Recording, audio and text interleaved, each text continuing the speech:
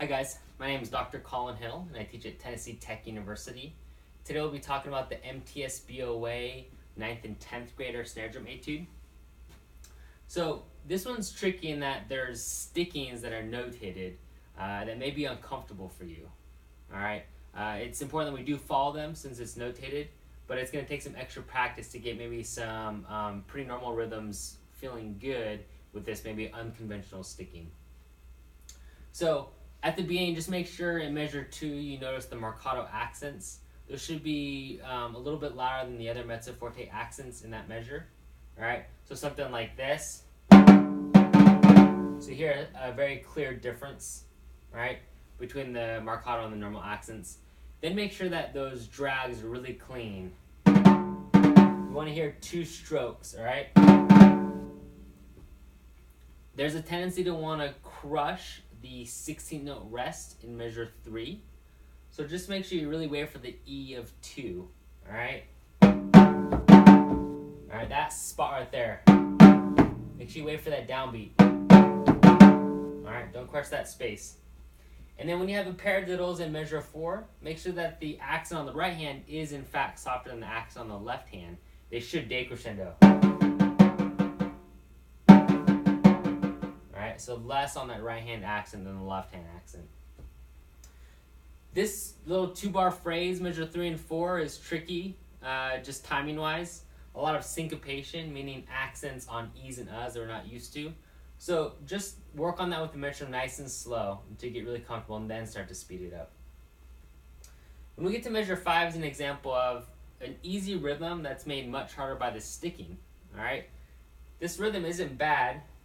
1 E and a 2 and a 3 E and 4 and a 1 and a 2 and, right? But the sticking changes between right hand lead and left hand lead, so it just takes some practice for them to sound even, especially on the left hand decrescendos.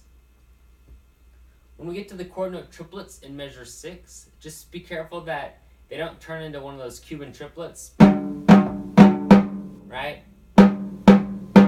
Make sure it stays really even. Alright, that drag has a tendency to want to distort the rhythm a little bit. So I'm really thinking 8th note triplets when I get to that quarter note triplet. So if I'm in measure 6, I'm thinking 1 and a 2 E and tripola, tripola. And then I just accent every right hand. So I'm really thinking about that when I get to that spot. Alright, that'll keep you honest.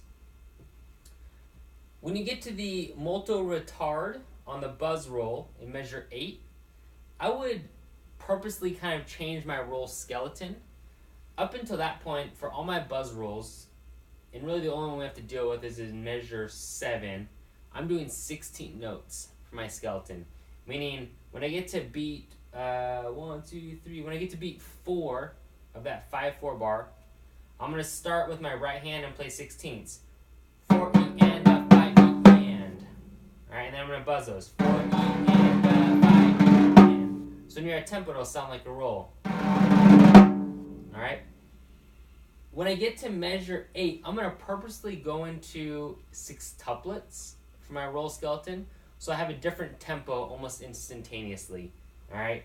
So if I'm going, I'm thinking, so I'm automatically slower on the downbeat, and then it has a different feel to it. It almost feels out of time that way. When you get to measure 9, we're in 9/8, and it's a totally different tempo. So when you're doing your buzz roll, alright, and I reckon you get down to a piano dynamic, and then hold it for a second since there's a fermata, and then crescendo up. And while you're doing that, start thinking of your new tempo. Something like somewhere around there. When we get to measure 11, careful not to crush the space of the quarter notes. It's really easy to do. So I'm going to be thinking 16th notes when I get to those quarter notes. So if I'm at, let's back it up a little bit. Let's go to measure 10.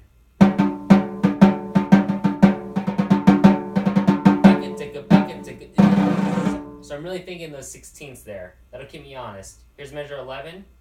I'm really thinking those 16ths in there. Alright. When I get to that buzz roll, I'm actually going to do a 5-lit. Alright, I'm going to do 5 notes in the span of a quarter note, and I'm going to buzz it. So here's my roll skeleton in measure 11. Alright, let me do that again. I'm going to do a 5-lit there. Just for me personally, that feels like the best roll speed. When I do 16 notes, it's a little bit slow. When I do 6 tuplets, it's a little bit fast. So here's what it sounds like in context. It just feels good for me. So I'm centering my right hand and then on my left hand on the downbeat of measure 12. When you get to 12, this is tricky because it's a fast rhythm. We're playing 6 tuplets, but it's marked pianissimo. So just really get close to the edge and play as quiet as you can on those. At the end of measure 12, I'm really thinking 16th notes again. Alright? So I'm going from 6 tuplets to 16 notes in my head for that dotted 8th note space. So I'm thinking this. Alright? Those are my 16ths I'm thinking. And then I just leave out the first group of 3. So I do this. And I put a diddle on it. That'll help you nail that rhythm. When you get to measure 13, this rhythm is just repeated, alright? But there's a rest in the place of the first 3 16 notes. So you can think that rhythm in that rest. So here's what I mean. You can really think this. That same rhythm twice in a row. Alright, and then you just take it out. Sorry, let me do that again. Alright, think about those 3 16 notes in that dotted 8th note space. That'll keep you honest. Alright, measure 14, just like at measure 2, we want to keep the drags really clean. And when you get to measure 15, make sure that you don't play triplets, right? There's 16 notes. It's really easy to do because in the measure before we have triplets, alright, but these are 16ths. So make sure that they sound like this. Alright, so here's 14 and 15 next to each other.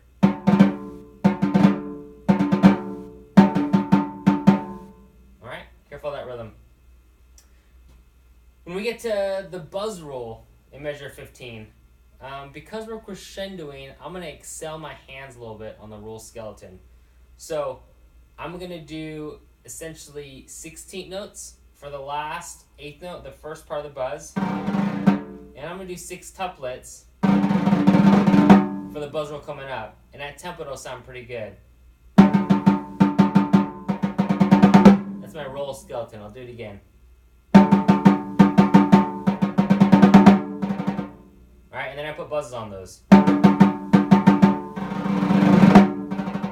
And that'll enable you to crescendo really, really quickly by doing those 6 tuplet roll skeleton. Alright? And then just make sure you get all the way to the edge for those 32nd notes on the downbeat of 16. It is marked pianissimo, which is a hard thing to do, so just get really close to the edge so you can play those nice and quiet. Alright, if you have any more questions, please feel free to contact me on Facebook or via email, and best of luck with this one.